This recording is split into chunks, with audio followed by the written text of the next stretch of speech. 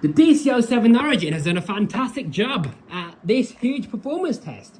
It didn't lose suction at all, which is a great sign for the Dyson Root 8 cyclone technology.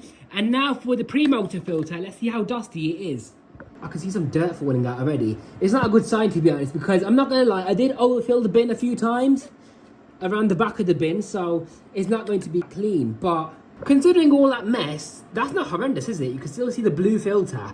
If that was any other bagless vacuum with a cyclonic setup, that isn't a Dyson, by the way, it would have clogged way faster. And the Dyson had no issue with all this. So yeah, I'd say this passed the test. That has been the Dyson DC07 Origin. Coming up next, I've got the DC07 All Floors, the US version with 120 volts. Will that do as good as the DC07 Origin? We're gonna have to find out, aren't we? Be sure to like, comment and subscribe if you enjoyed this video.